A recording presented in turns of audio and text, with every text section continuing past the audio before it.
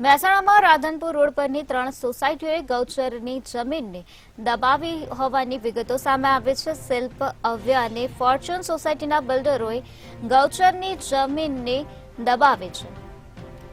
પાંચોટ ગ્રામ પંચાયતે બિલ્ડરોને જમીન ખાલી કરવા માટે નોટિસ આપી હતી, ત્યારે બિલ્ડરોએ ગૌચર જમીન તરફ જવાનો રસ્તો જ બંધ કરી દીધો છે। ફોર્ચ્યુન સોસાયટીએ ગૌચર જમીન સોસાયટીના કોમન પ્લોટમાં ભેળવી દીધી છે, ત્યારે ત્રણેય સોસાયટીઓ દ્વારા કરોડોની કિંમતની ગૌચર જમીનને કબજે કરી લેવામાં આવી છે। સોસાયટીઓ સામે લેન્ડ ગ્રેબિંગ હેઠળ કાર્યવાહી કરવાની નોટિસમાં ઉલ્લેખ કરવામાં આવ્યો છે। આ સાથે 27 ડિસેમ્બરે નોટિસ ઇસ્યુ કરાઈ હોવા છતાં હજુ ગૌચર જમીનને ખુલ્લી કરવામાં આવી નથી।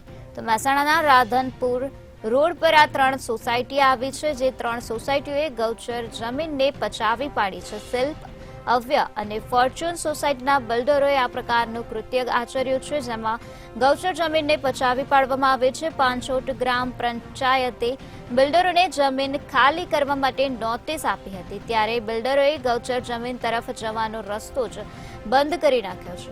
ફોર્ચ્યુન સોસાયટીએ ગૌચર જમીન સોસાયટીના કોમન પ્લોટમાં ભેળવી નાખી છે, ત્યારે ત્રણેય સોસાયટીઓ દ્વારા કરોડોની કિંમતની ગૌચર જમીનને કબજે કરી લેવામાં આવે છે।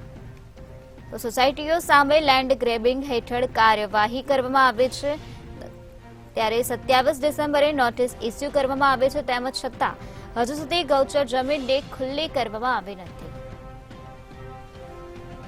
તો શિલ્પ અવ્ય અને ફોર્ચ્યુન સોસાયટીના બિલ્ડરોએ આ પ્રકારની ગૌચર જમીનનું દબાણ કર્યું છે।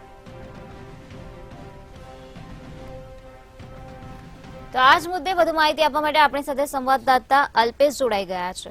જે અલ્પેશ, મહેસાણાના રાધનપુર રોડ પર આવેલી 3 સોસાયટીએ ગૌચર જમીન પચાવી પાડી છે, શું છે વધુ વિગત? ચોક્કસ જણાવ્યું કે મહેસાણાના રાધનપુર રોડ પર આવેલી 3 સોસાયટી ગૌચર દબાવી દીધી છે અને શિલ્પ અવ્ય અને ફોર્ચ્યુન સોસાયટીના બિલ્ડરો ગૌચર જમીન દબાવી દીધી છે અને પાંચોટ ગ્રામ પંચાયત દ્વારા બિલ્ડરોની જમીન ખાલી કરવા નોટિસ આપવામાં આવી છે અને ગૌચર જમીન તરફ જવાનો રસ્તો બંધ કરી દીધો છે અને ફોર્ચ્યુન સોસાયટીને ગૌચર જમીન સોસાયટીના કોમન પ્લોટમાં ભેળવી દીધું હોય તેવું દેખાઈ રહ્યું છે અને ગૌચર જમીન ખાલી નહીં જાય તો સોસાયટીઓ સામે લેન્ડ ગ્રેબિંગ હેઠળ કાર્યવાહી કરવાના અરજીમાં ઉલ્લેખ કરવામાં આવ્યો છે અને 27 ડિસેમ્બરના રોજ નોટિસ ઇસ્યુ કરાઈ હતી, પણ હજુ સુધી ગૌચર જમીન પર કોઈ જાતની ખુલ્લી કરાઈ નથી અને કરોડોની કિંમતની ગણાતી ગૌચર જમીનો કબજે કરી લેવાઈ છે। જી અલ્પેશ, સમગ્ર માહિતી આપવા બદલ આભાર। સોસાયટીઓ સામે લેન્ડ ગ્રેબિંગ હેઠળ કાર્યવાહી કરવાનો નોટિસમાં ઉલ્લેખ કરવામાં આવ્યો છે। આ સાથે 27 ડિસેમ્બરે નોટિસ ઇસ્યુ કરવામાં આવી હતી, તેમ છતાં હજુ સુધી ગૌચર જમીનને ખુલ્લી કરવામાં આવી નથી।